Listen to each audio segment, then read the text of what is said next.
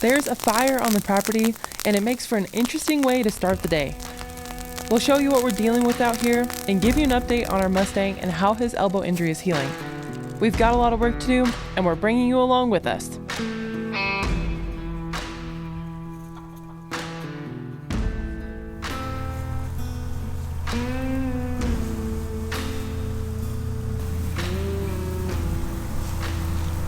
All right, today we have kind of a fun, scary, and dangerous pre-winter chore. We are going to light our property on fire. So the first step in the process is we're gonna wet down the property line where the neighbors are over here. But what we're doing is we had to fall a bunch of old dead aspens here in our little aspen grove this last year. And by falling those, we let in a bunch of light, and so we have a ton of little sucker trees coming up in here. And our friend who actually did our dirt work here, he's a timber guy with the Forest Service, and he brought to our attention that these aspen trees will just flourish if you can burn the grass in the ground underneath it and kind of disturb the area. And so all last summer we let this grass grow in preparation for burning it this winter, and today's the day. We've been kind of nervous about this for a while, but we're gonna burn it, and then we're gonna reseed it with a wildflower mix. And so next spring this area is going to have aspen trees just shooting up, wildflowers underneath, and we're also going to put some grass seed down. So it's going to be beautiful next spring, but first we got to burn it. This is so nerve-wracking. I'm going to grab the hose while Alyssa is doing this. It's crazy. Yep, we set our property on fire on purpose.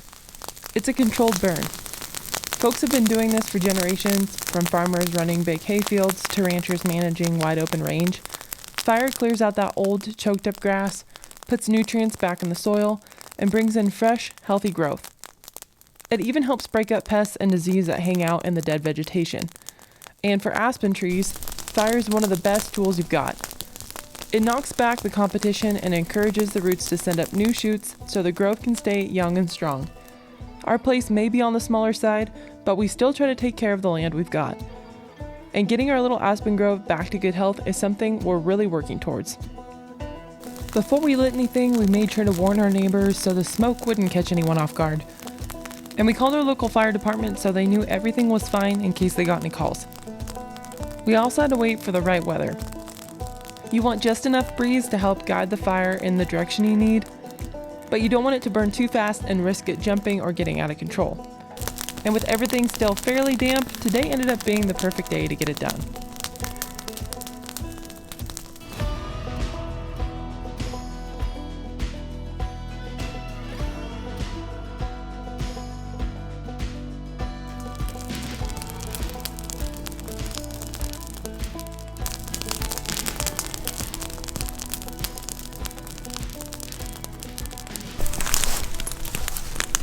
I'm so good. What a good boy. You're such a good helper. Hey, are you making sure we don't burn the house down? Yeah. Good boy. This is actually going absolutely perfect. Nice and slow. Just how we like it. We were a little concerned it might not burn at all because the ground is real wet and frozen, but it's actually burning just at the perfect pace, and it's just like we purposely started on that edge to just let it back up kind of into the wind and into our long grass here, and it's going perfect. Alyssa's about to light another round. Now, even with a controlled burn, a few of the smaller aspen suckers might get overheated and die back, and that's normal. The bigger established aspens can easily handle this kind of heat, and the disturbance to the soil actually encourages their root system to push up more suckers this coming spring. Aspens don't grow like regular trees. An entire grove is actually one big organism, all connected by a shared root system. Each tree you see above the ground is really just a stem from that same living network. And here's something interesting. Once older aspen trees reach a certain size and age, they start producing a natural hormone that tells the root system to slow down and stop sending up new suckers. It's the tree's way of maintaining its energy and not overcrowding itself. The problem is, when those older trees get sick or start to die, they're still sending out those signals which can hold back the next generation. So taking down the old unhealthy trees was sad, but it was the healthiest thing we could do for our little grove. Removing them stops those hormone signals and opens the door for new growth to fill in the gaps and keep the whole organism thriving for years to come. Oh no, squirrely buddy. Squirrel! You got it? Oh, poor squirrel. He fell through the ice in the pond, poor little guy. Thankfully, he's an athletic beast and he got out just fine. But got out by himself. anyway, so what we did here is we got this all burned. You can see it burned nice and slow and kind of spotty, which is just fine. That's going to work just perfect. So yeah, we'll let it all cool off, and then before our first big snow, which will end up staying all winter, we'll get some seed down, and then next spring it's going to be looking good back here. So that feels really good to have that done. That's pretty exciting. All right, now that we're done burning the yard and we still have our fun new toy out, Alyssa is going to burn the columns for our greenhouse. So she wants to do it, I think she wants that kind of Shou Sugi Ban, I can't say that, but that style with the burnt wood on the outside. It's supposed to help with insects and stuff, and plus it looks kind of cool. So we're going to burn some lumber next. So for anyone who's new here, we have been talking about building a greenhouse over here for, I don't know, we bought the materials, I think, actually probably going on 18 months ago. They've just been sitting in a pile back here, but we've been planning on building a Monoslope greenhouse, and we finally got the holes dug the other day, and now we're burning the lumber for it. So we're taking steps in the direction of getting a really cool chicken coop greenhouse combo put in here on this side of our property. So this is like our last frontier of mess here. We've come a long way on this property, but this is like the ugly armpit of the property, and we're about to start fixing it up. So we're pretty excited. We're going to use the Shou Sugi Ban method of wood preservation. If you've never heard of it, it's a traditional Japanese technique where you lightly burn the surface of wood to seal and protect it. After it's charred, we'll be brushing it off and sealing it with linseed oil.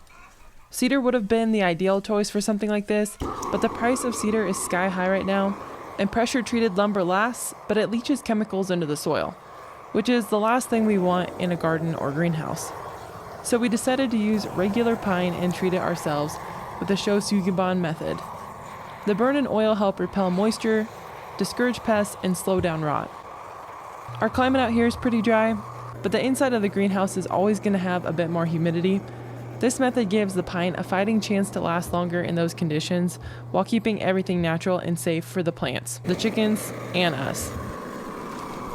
All right, Alyssa is about done burning our columns for our chicken coop greenhouse combo, and I just went and checked our fresh burn over there, and it's all cooled out. So what we're going to do is we're actually going to plant our wildflower mix today. And why we're going to do that is we just burned all that grass, and it burned kind of quickly, and so actually the grass stems are still intact for now, but as it snows and the wind blows and stuff like that, those little grass stems that are burnt will fall down, and they'll actually probably bury this wildflower mix, seed mix, pretty well. So we're actually going to go and sow these seeds right now. What we have is two different kinds of seeds. We have honeybee wildflower seed, and we have the western wildflower mix. And both of these are actually from Great Basin Seed. We're not sponsored, but we do like them. That's what we used to reseed our pasture a couple years ago. It worked great, and then we used their turf and lawn mix for reseeding our lawn, and it's working really well too. It's kind of fun to get these honeybee seed mixes because, for one thing, we do spray dandelions in our pasture. We don't want a bunch of weeds out there. Dandelions are one of the first pollinator-friendly plants to come up, so this is kind of making up for that. Plant some flowers for the bees back here. Now, I don't know if this is necessarily true or not, but I feel like in areas where you get a lot of snow like we do, I feel like if you plant in the fall, even if you don't have the machinery to till up your land or whatever, I feel like if you can plant in the fall and then you have that snowfall and ice and freeze-thaw cycles for the next like 4 months, I feel like it kind of pushes the seeds down into the ground. I don't know if there's anything to that, but I think it'll definitely help to plant it in the fall and then to have a little bit of this organic mass still standing where we just burned. So between the snow, the ice, and then the rain in the spring, plus a little bit of the organic mass left from where we burned. Hopefully it'll push these wildflower seeds down, and it'll be really pretty next year, but gotta wait to find out.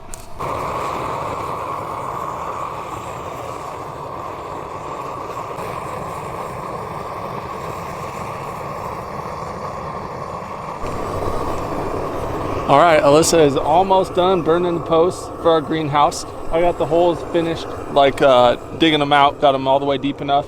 So those are all set in case the ground freezes. And we have one last thing to do before we take care of Rooster and give you a full-blown update on how he's doing. And that is to plant these wildflower seeds, which we are super excited about. Jason was right on track. Planting right before the first solid snow of the year is actually my favorite time to sow anything like this, as well as grass or pasture mixes too. The freeze-thaw cycle over the winter works the seed down into the soil naturally. It gives it a head start in the spring, and it keeps it tucked away from the birds. This wildflower seed is also coated, which helps with germination and deters rodents and birds from eating it. I'll show you the packets so you can pause the video if you want to see everything that's in these mixes. We planted the honeybee mix from this company a couple years ago in another spot, and it actually came back even thicker on its own this last year. So we've been really happy with the Great Basin seed. Their dryland pasture mix is a great option if you don't have irrigation, and their irrigated mix has done amazing on our place. The equines like it better than anything else and always graze it down first. I'm just hand spreading today, and I'm not going to be too picky about getting it perfectly even. This is a wild little area back here, and perfection isn't what matters to us.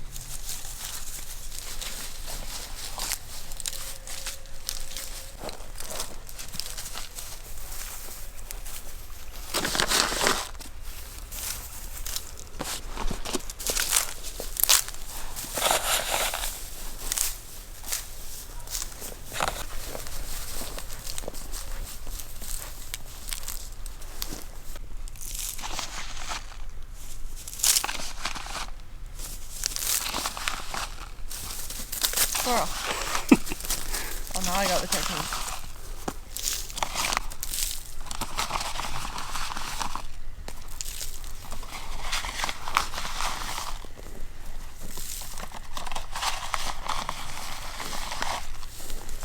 Oh, you'll see.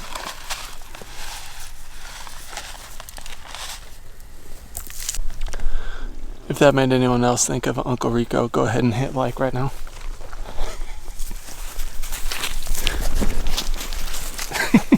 I can throw that pigskin over them mountains. Chickens! Hey girl. Eating bugs.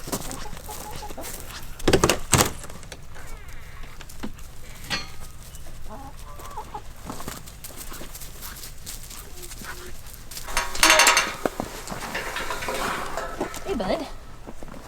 I'm sorry that you have to be loaded in the trailer twice in a row to go to the vet's office. You're not gonna... It's Macy. It's your friend Macy. Oh, Dave, you gotta go clean up your life. For those of you who are new here, this is Rooster, our 3.5-year-old Mustang that we adopted this spring from the BLM. He came to us completely untouched, and he's really come a long way over the summer and fall.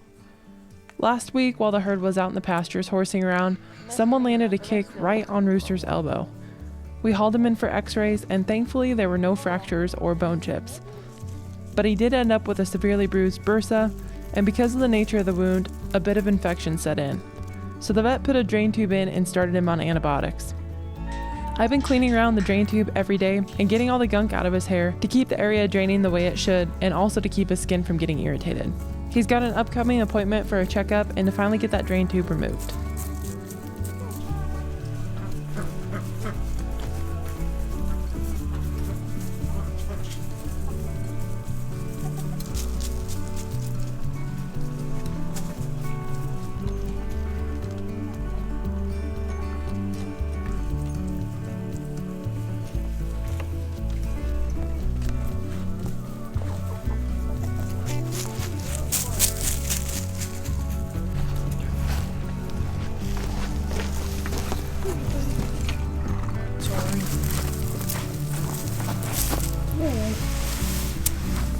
Hose.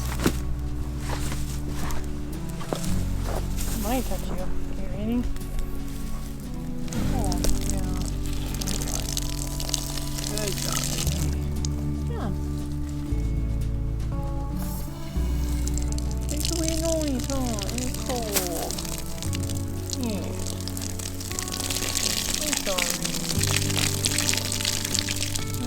washing him right after, you know. Get all that blood out of Yeah, you're so good. Do that. You're standing on the horse though. I know it's cold. I am very sorry.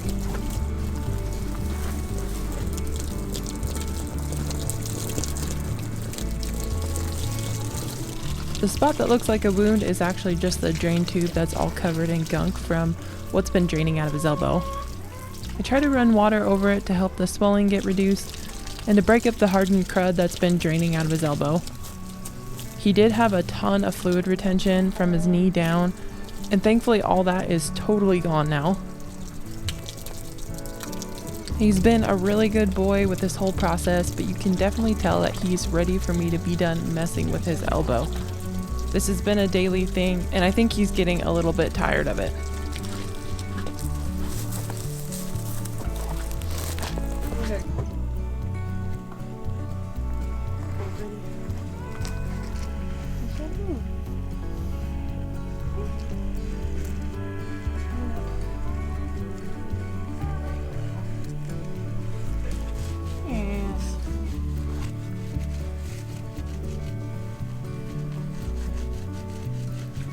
Kind of good. I feel kind of good. Rooster has been really itchy around this drain tube, up in his elbow and down his leg. I think he kind of enjoys this part. The last thing I want is for all this gunk to sit against his skin and cause any irritation or hair loss. So I've been washing it out every day. Oh, look. Yeah, buddy. You're all right.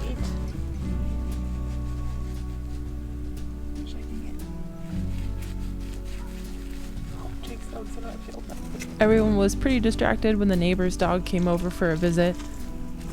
He's harmless to our mules, thank goodness, but Josie is quite the dog stomper and she goes over to investigate. Thankfully, our neighbor's dog is well aware of our mules and he never lets them get too close to him.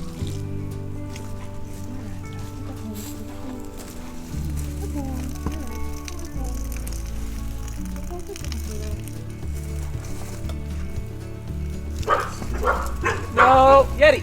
Nope. Leave it alone.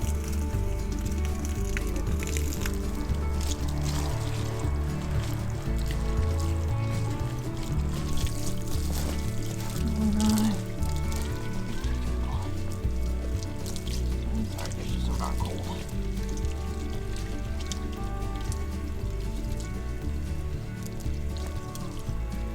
Now that I've got the hair all around the area washed and cleaned, I'm going to go ahead and run some water over this to try to break up that hard crud.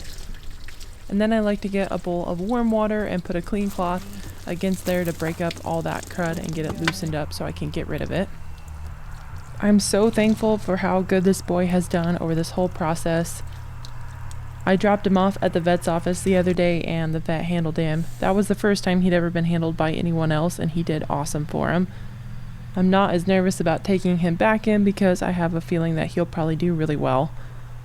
He's let me doctor him this whole week and hasn't thrown a fuss about it. Oh, he said no. Please don't poke it. Okay. I know. You're okay.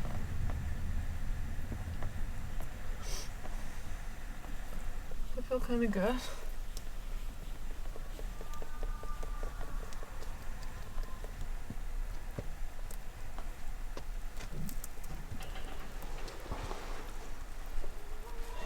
I want you to try a little exercise with me.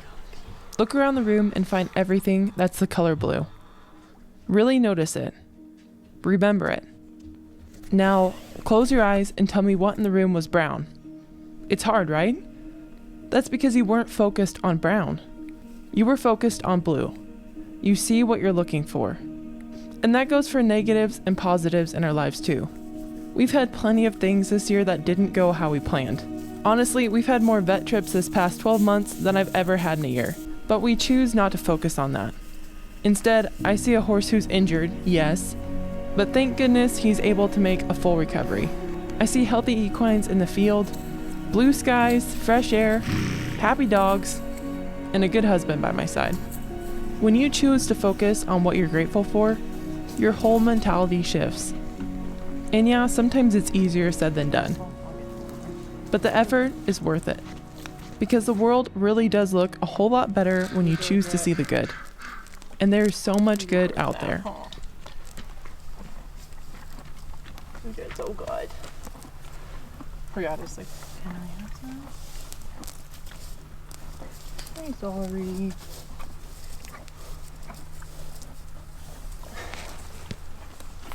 It's better. all the gunk off of the skin anyway.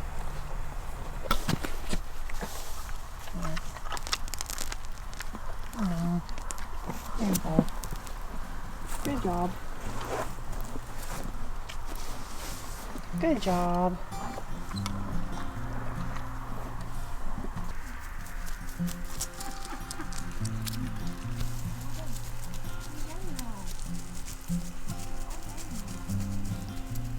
I'm so grateful for our vet and how quickly they always get us in when we need their help. I'm relieved the fluid retention in Rooster's leg is gone, and he's already walking so much better.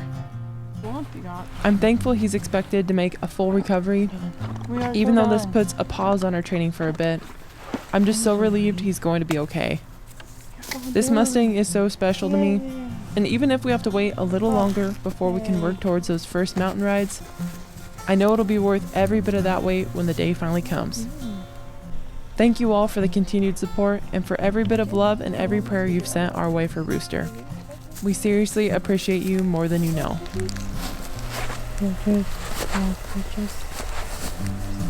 We done with your elbow. I won't even look at it.